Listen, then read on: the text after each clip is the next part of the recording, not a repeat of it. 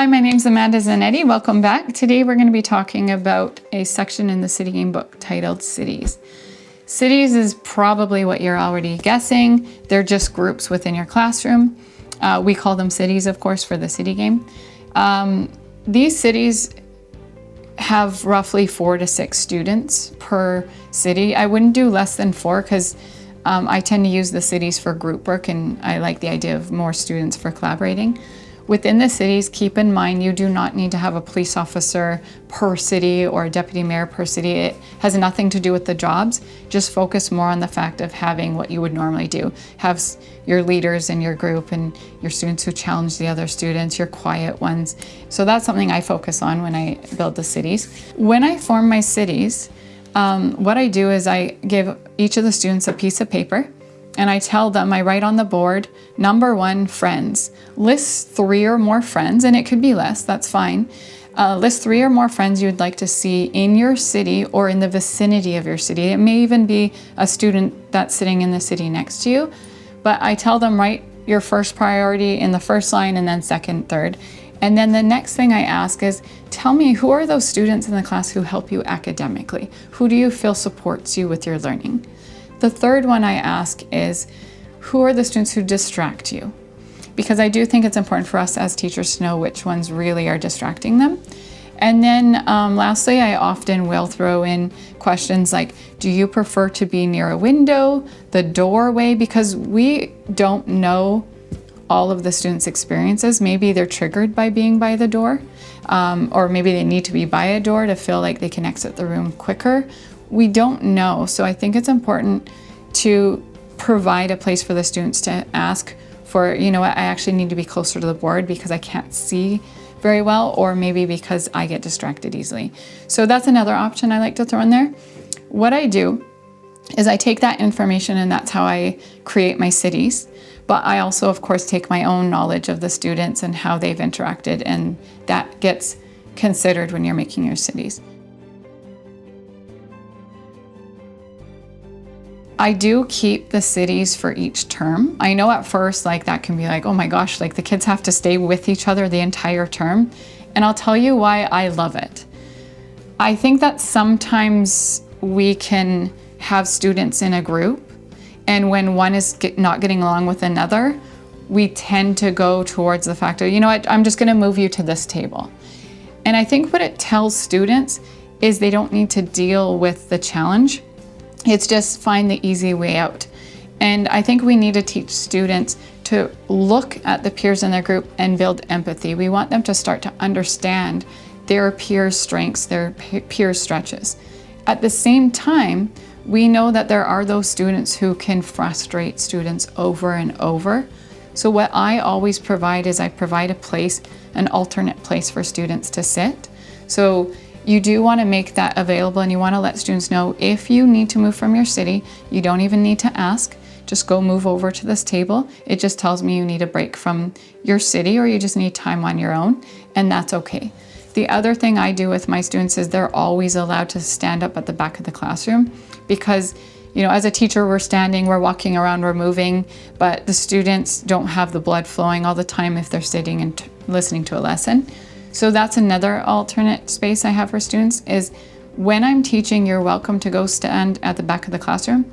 But if you distract any of your peers, you lose that opportunity for that day. The next day is a new day.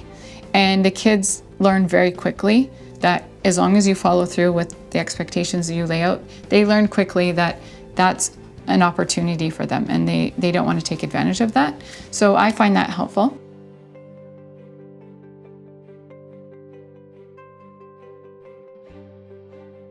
For the first week or two of school, you might be wondering, well, what do those weeks look like when you haven't even started the game? I start the game first day of class. Basically what I do is I introduce it first day. I let them know that they will be in cities, but for the first 2 weeks, I will let them sit wherever they want. And you want to show the students, I'm showing you that I trust you to make that decision. You want to see who are they sitting with, where are they sitting? Do they like to sit in a corner? Do they like to be at the front of the room? That kind of thing. You want to show them that you trust them. But what I tell them is the moment you start to distract someone else with their learning, I'm going to have to move you. So when it comes down to the day where I ask them to fill out that small piece of paper telling me who are their friends, who distracts them, etc., I tell them that I'm going to be thinking back to those first 2 weeks of school, and I'm going to be tying that into my decision making for the cities. So I find it helpful because the kids really pay attention to that, and then you give them reminders. Don't forget, when I form your cities, you're in those cities for the entire term. So that's how I start, is the first 2 weeks, there's a lot of freedom. Unless they are being disrespectful, then I move someone. The other thing I do is I will form the cities, and they get very excited for this day. I write it up on the board, and then they have to move their chairs to the location. And I tell them that they have 1 week to show me that they can work well in their cities. So in that first week, I do tend to make a few movements. Like I'll notice, oh, even though this city works and this city works, these two people don't work next to each other. So I might take an entire city and move it across the room and switch it with another one. So that first week is just moving kids around for the best placement opportunity that you can have. After that, you now know your kids. So when it comes to term 2, I assign their cities right away. I give a week just to make some movements for myself. And then that's it. You're not giving that 2-week period like you would when you first get your class. Because again, this is the first time they've all been in the same room together.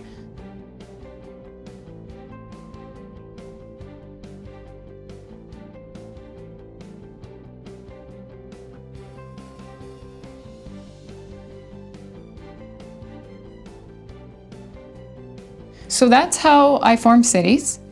The next step for the cities is you're going to move into posters. Now the kids love doing this. I like to come up with a theme, and what I do is I tell the students, this is what I am going to be teaching for social studies. This is what I'm going to be teaching for science.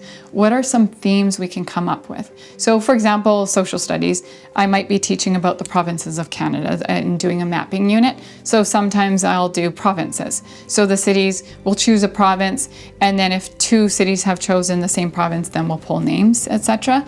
So we come up with a theme. First poster, because there's a lot of learning in the first term, just in general, getting to know your class and then implementing the game, I make it very easy. I say, come up with a name, and you all need to write your names on it and add some images. I often say, make a flag for your city. And it's very basic. By term 2, they've learned the game, they've learned their classmates and the teacher's expectations, etc. Term 2 is where I like to actually delve deeper into the topic, and I actually get them to work as a city to do research. So they will research the topic, and then they have to add facts, and we'll list out criteria as a class. Anytime I assign a project, we're always creating the criteria together. So that's something you could do with your class. Another thing that's really great for cities is whenever you have to do assignments where there's group projects or group activities, they're already in their groups, just like you would when you put your class into regular groups.